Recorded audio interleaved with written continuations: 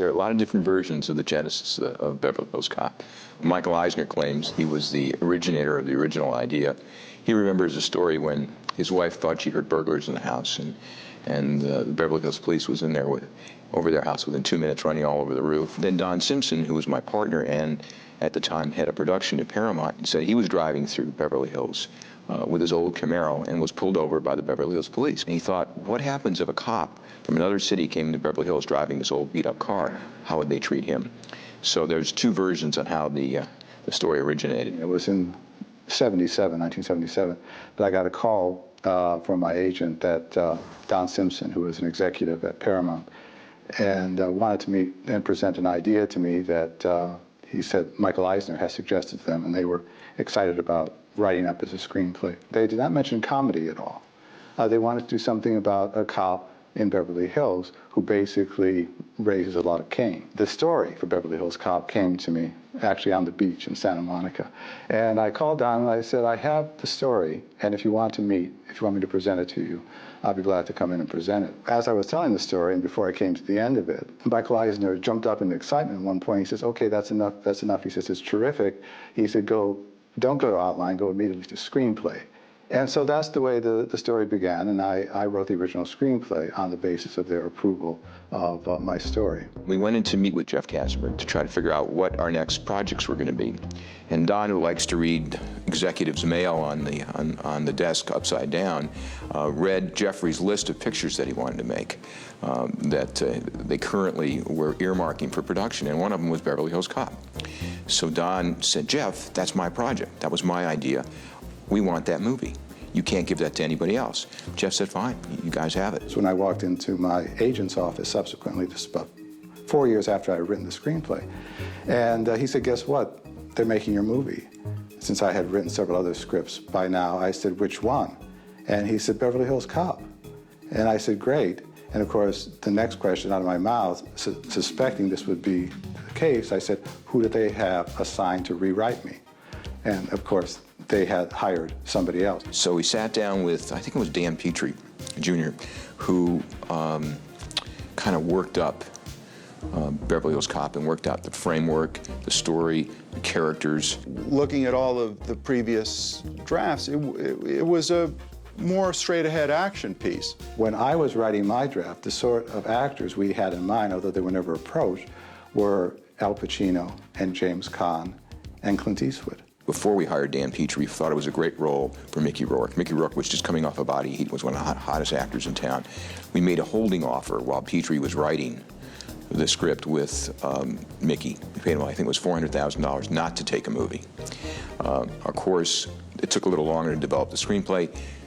The holding deal expired and Mickey took another movie and we lost him. I felt that my big contribution to the project could potentially be, and I believe it turned out to be, that I really wanted to push it in the comic direction. When the script came in, even prior to the script coming in, we ran into Eddie Murphy on the lot. And he said, what are you guys doing? And Don said, we're doing this thing called Beverly Hills Cop, told him the idea. And Eddie said, I'd love to play a character like that. And we said, what a great idea. So when we turned it into Paramount, when Jeff and Michael got the screenplay, we said, this is for Eddie Murphy. They called us back and said, we love the script, but we gave it to Stallone. They didn't expect him to take the role. They thought it was too comedic for his style and his wants as an actor. But to their surprise, I think, he accepted. Meanwhile, in the back of our minds, we say, but we wanted Eddie Murphy. But all right, Sly's a wonderful actor, and we sat down with him and said, look, I got to do a little work on the screenplay to modify the character for the way I speak. He started to tailor the script toward him, which is perfectly okay. The script came back. It was budgeted for around, I guess it was $14 million.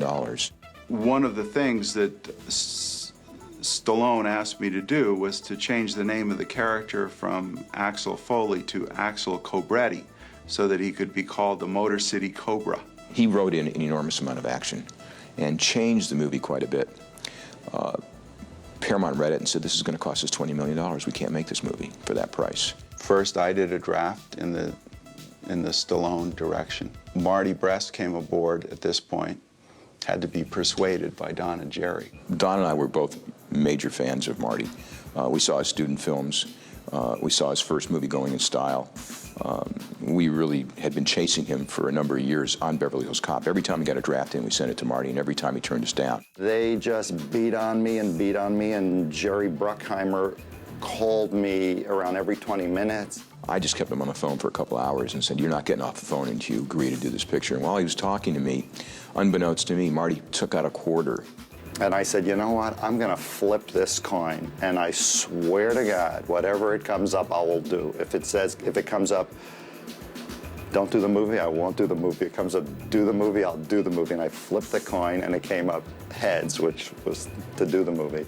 And I thought, oh, damn. And he framed the quarter that had him make the decision to do the picture. The studio got the new Sylvester Stallone draft. The budget had gone up, the comedy had gone out. We had this big meeting with Michael Eisner, Barry Diller, Jeff Katzenberg, Don, Marty, and myself.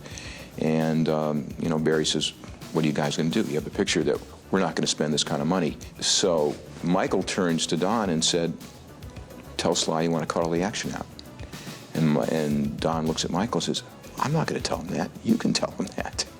He said, he's Sylvester Stallone, who was one of the biggest stars in the world at the time. And so Barry walks to the window and looks around the room, and he said, "We have to change actors." And he turns to Michael and Jeff and say, "Talk to Sly, move him to something else."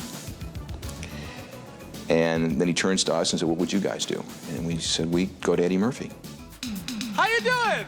Stallone had every right to hold him up for, you know, for all his money. But he behaved in an absolutely gentlemanly and generous fashion. Ultimately, the material that was developed specifically for Stallone was incorporated in the movie Cobra. That night, we were on a plane to New Jersey to pitch the story to Eddie Murphy. We started to tell him the story of Beverly Hills Cop because he'd just gotten the screenplay. And at the end of Don pitching the story, Eddie said, "I'll do it." It was a great opportunity to have somebody like Eddie popped into that slot. Hey!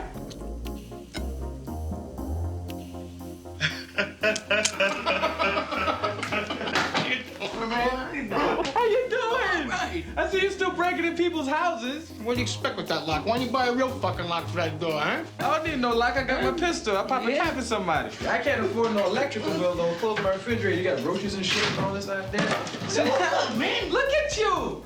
I remember Marty telling me that Barry Diller, who was running Paramount at the time, point blank asked Marty if he thought that Eddie Murphy could carry a film, and Marty said, "Absolutely." We really believed in his talent, as did the people at Paramount, that he could carry this picture because he was so funny and smart. This is Don Simpson and Jerry Bruckheimer and Marty Bress, the producers and the directors of the film. This is their brainchild. You know, this is the cleanest and nicest police car I've ever been in my life. This thing's nice in my apartment. Working with Don Simpson and Jerry Bruckheimer was always tremendously fulfilling and fun, and they're like super producers. As a team, they had an amazing concept of picking people that was not necessarily based on what they had done or what they had proven, but they would pick people based upon what they felt a person could do if a gun was held to their head. My introduction to Don was the first day of shooting, I believe, on Beverly Hills Cop. He showed me his collection of automatic weapons in the trunk of his car, which I was both impressed and terrified of.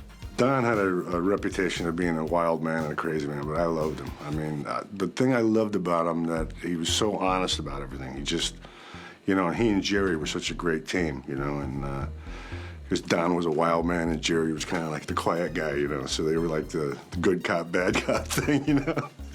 Don was grandiose, and everything he did was big. And Jerry was and is very measured. Very watchful. They definitely played good cop, bad cop. I've never been in a cell that had a phone in it. Can I stay for a while? Because I ordered some pizza. As soon as the camera was on, Eddie just transformed. He had the self-assurance of an actor twice his age. Eddie's a funny guy, and he changed things around, and he's a very talented kid. Eddie and I became kind of friends. You have to, in order to have that kind of repartee and to, you know, work that quickly and in a really different way than I'd ever worked. You had to like each other. I remember you used to drive that crappy blue Chevy Nova. What are you driving now? Same crappy blue Chevy Nova.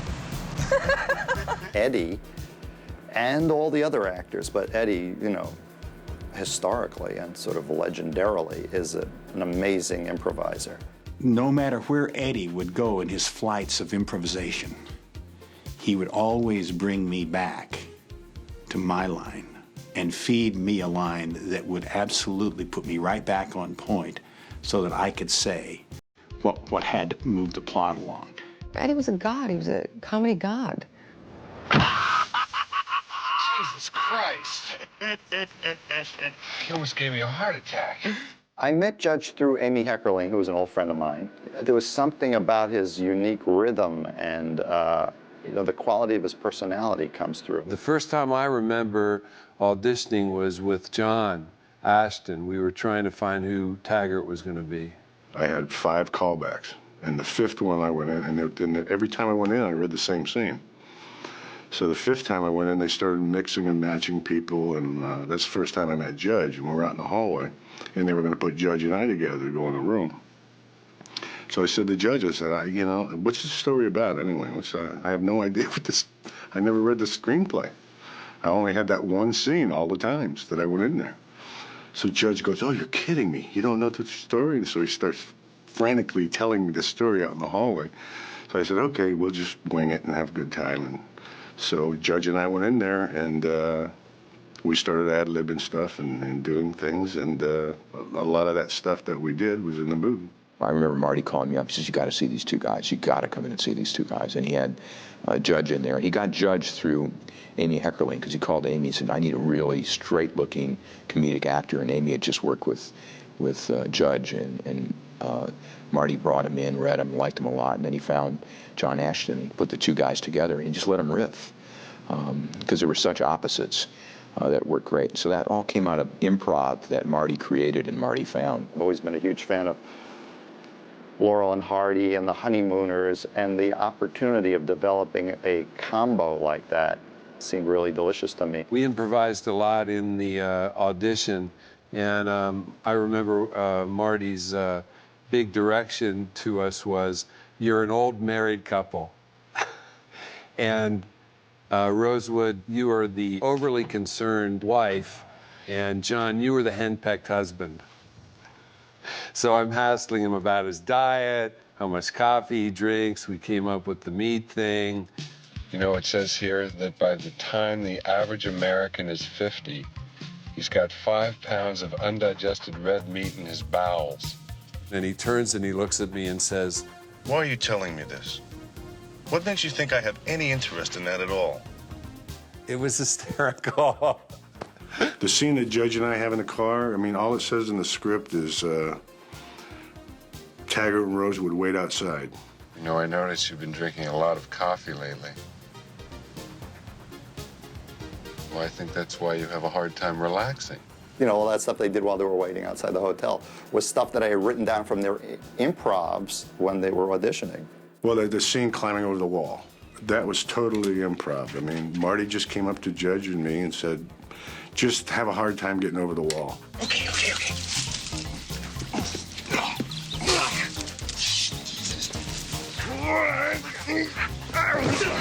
Those 2 guys I think they're just amazing. The bickering that goes on between them and the dynamic between them. What a great cast.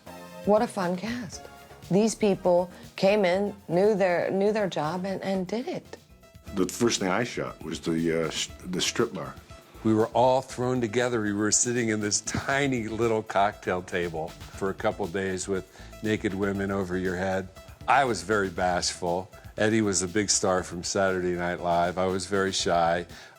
John Ashton is never at a loss for something to say. Eddie was quiet, he was shy, believe it or not. And John ended up telling this incredibly inappropriate redneck joke. And I just went, oh man. And Eddie was quiet, but then very politely went, for the first time. That's the first time I heard his laugh, which is Eddie's laugh.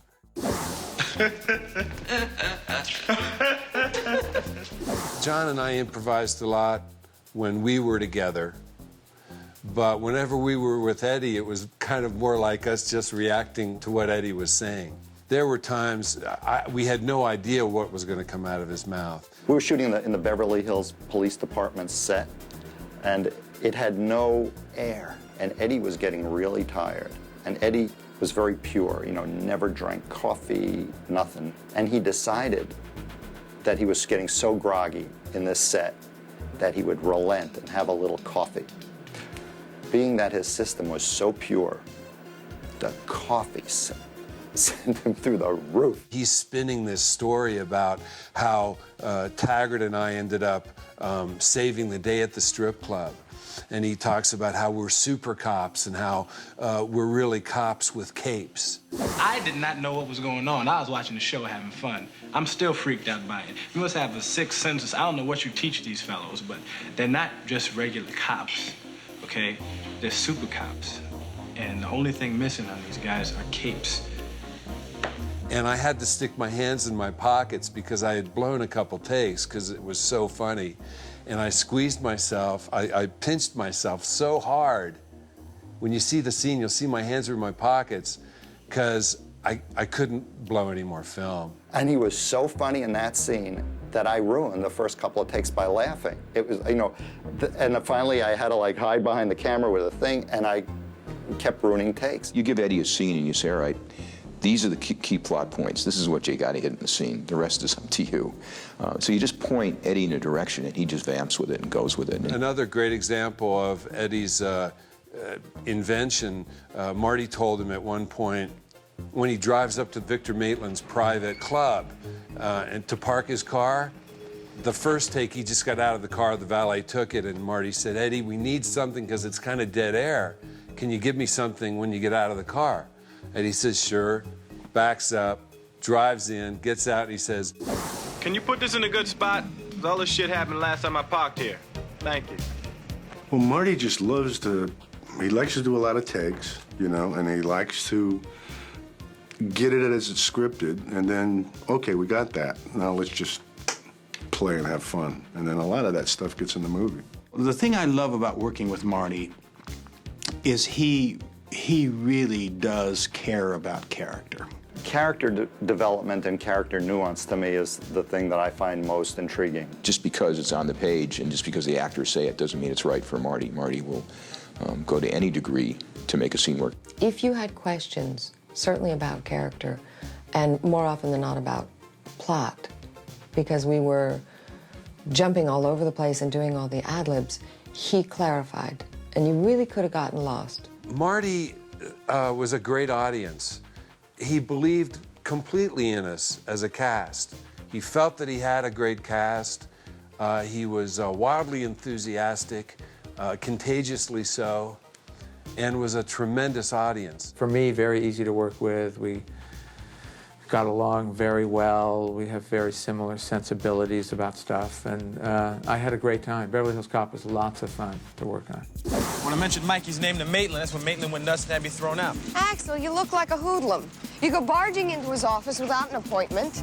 You're carrying a gun. I mean, if you barged into my office and I didn't know you, I'd throw you out. I had my initial interview for Beverly Hills Cop and was told I was going in on a Sylvester Stallone film. And by the time the test came around, we weren't sure who was doing it. Then we did the tests. I ended up getting the role, and I remember thinking, who am I playing? What am I? It's not a love interest anymore. Lisa was really charming, really outgoing, a lot of fun to work with. I feel bad for her because she had to wear those big 80s hairdos, you know? I ended up having to go to the set before I was actually due to work. And I spent 2 days doing hairdos. Inspector Todd gave me a message for you. Want to hear it? I don't think so. He says if you're out here investigating the Tandino murder, you needn't bother coming back. He tells me if we inform him you are working on this case, he'll have you brought up on charges and fired. Now, one last time, what are you doing? I'm on vacation. Ronnie Cox was rather extraordinary because he had a couple of big dialogue scenes in the movie that I literally delivered. You know, I would get up at 3:30 in the morning and take all the different drafts from all the different writers and cut and paste and add and stuff. And then the typist would pick it up, you know, days before computers, the typist would pick it up at 5:30 or something, type it, Xerox it, give it to everybody. And Ronnie Cox was always getting these 5-page scenes in makeup. You know, he'd be, and, you know, being like the super trained professional, you know, really trained actor that he is, he always pulled it off. I remember Eddie like looking at Ronnie Cox working, and he said to me, man, don't ever give me 5 pages in the morning, forget about it, but look at that guy go. The fun of acting really is reacting, and it's when you're getting to react to really good people who know what they're doing. That's the real joy of acting, because then all you have to do is be present to win. I was real excited about working with Ronnie Cox because I admired him a lot. I admired his work in Deliverance, the movie Deliverance. We were always egging him on to take his arm out of joint like he did in the movie. In the movie Deliverance, he washes up on a rock and it looks like his arm is broken. He's double jointed so he can take his arm out of the socket, and we were always saying, Ronnie, take your arm out. I see you look at this base. Yeah, I was wondering how much something like this went for. $130,000. Get the fuck out of here. No, I cannot. It's serious because it's very important base. Have you ever sold one of these? Sold it yesterday to a collector. Get the fuck out of It's here. serious. I said it myself. Bronson came in and he said, I won't do this movie. He said, but if I did it, here's what I would do. He said, you know these guys you see in Beverly Hills, you see them in the department stores and the clothing stores and everything, and you cannot figure out where they come from. Are they Israeli? Are they French? Are they Moroccan? Or what are they? And I said, kinda. And he started doing that accent. I'm fine. My name is Serge, and how can I help you? And I literally fell off the couch onto the floor in hysterics. I was laughing so hard I couldn't breathe. Tears were coming out of my eyes. And while I was on the floor, I just rolled up on my knees and said, please, you have to be in my movie. You have to do this. You have to do this. And he went crazy. A director on his knees. I'll do it. I'll do it. I'll never forget Bronson Pinchot's first day because nobody really knew who he was. I think he'd played a small part in the Tom Cruise movie Risky Business. Bronson came in, and we were shooting a really easy scene. We had no idea what he had planned. He came in and started with that voice, and we all lost it. It's pretty hard to really break Eddie up. And when you watch the scene, the first art gallery scene where Bronson is introduced, Eddie is doing everything in his power not to bust out laughing. And I'd never seen Eddie have to contain himself that way. We burned a lot of film. Marty ruined some takes. He was sitting on the camera dolly and was laughing so hard that he was jiggling the camera. Hey, boss, I know what you're gonna say, but You mind telling me where the fuck you come off going undercover without authorization from me? What the fuck is this all about? You wanna play some fucking bullshit cowboy cop? Go do it in somebody else's precinct. When we were scouting Detroit locations, I went to the Detroit Police Department because Eddie Murphy was the Detroit cop, and I was looking around and I saw this guy, and there was something about his bearing, and I went over and started to talk to him, and he was the head of homicide. I guess he was a lieutenant or a captain of detectives in Detroit, and his name was Gil Hill. And Marty Brest kind of interviewed and talked to him, and he said, God, he's a great character. We got to use him in the movie. So I started talking to him more and more and more, and I said to him, you know, would you like to read for a part in the movie? And he said, yeah, why not? Since I wasn't involved in the Detroit sequence, which they shot first, he kept telling me, you won't believe who I found to play Eddie's boss. He's this highly decorated Detroit detective. This guy is great. Gil turned into a fine actor. Marty worked with him along with Eddie, and he got the part. And now he's running for mayor of Detroit, which I think is the irony of the whole thing. I just spoke to him and said, you started it all. You're a good cop. And you got great potential, but you don't know every fucking thing.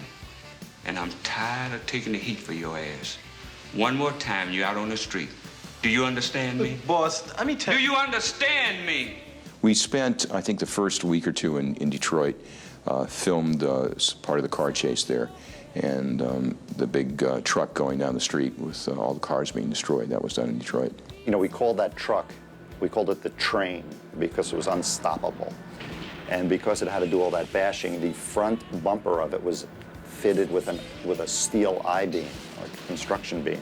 So when that thing was going, it was unstoppable. And there was a very, very complicated shot that took a very long time to set up where, and it was only going to be done once, where that truck comes down this block and starts banging cars out of the way. Police! You're all under arrest! Lay down your weapons in front of you and take 2 steps back with your hands up!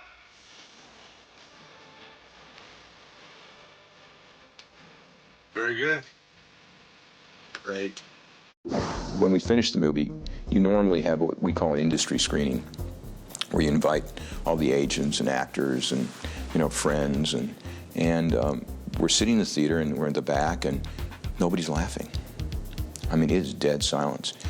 I walk out, Eddie walks out, Barry Diller's sitting next to us, and Eddie said, "I don't drink, but I want to get a drink. This is a disaster." And Barry looked at us and he said, "No, these people just don't appreciate it. You watch. This is going to be a big hit." It changed the way cop movies. Before that movie, it was like cops were, you know, go ahead, make my day, you know, and Charles Bronson and Clint Eastwood. And after that movie is when cops started having little wisecracks. And after that movie is when all the cops tried to be kind of funny. The very first time we ever showed that movie to an audience, it scored the highest score of any movie in the history of Paramount. The exact opposite of the Hollywood screening. And Don and I, from that moment on, said, why are we torturing ourselves showing our movies to Hollywood? Let them pay money to go see them. People stood up during the movie and yelled at the screen. They yelled at characters on the screen. It was an insane screening. It was like a rock concert. I mean, the kids were exploding with laughter, and they were just having the best time. And Eddie had a thrill sitting in the back of the theater watching the kids really enjoy it. I could see the big grin on his face. And then there were lines around the block for months, lines around the block. How could I have a bad day?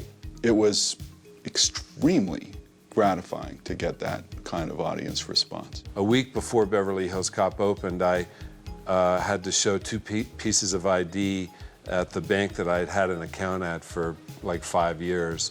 And a week after it opened, there was a Spanish family on the freeway pulled up to me on the freeway asking me to pull over so I could sign autographs. It was a profound change in my life. That movie was really an original type of, you know, action comedy. It was one of the first ones to really be successful, you know. And that's what, you know, if you're involved with something that's original, you know, you'll always go back and try to rehash it. Hey, guys, you don't have to come down to see me off, but I'm very moved by the gesture. Thank you. Bogomil ordered us to make sure you got out of town. You know, it doesn't even matter to me, Billy. You know what matters? That you guys came down here. I'm all choked up on the inside. I got a lump in my throat. You look a little misty yourself there, Taggart. Had no idea that that film would be so successful. We didn't know we were doing what would prove to be such a successful film, so we were so relaxed. We just had a good time.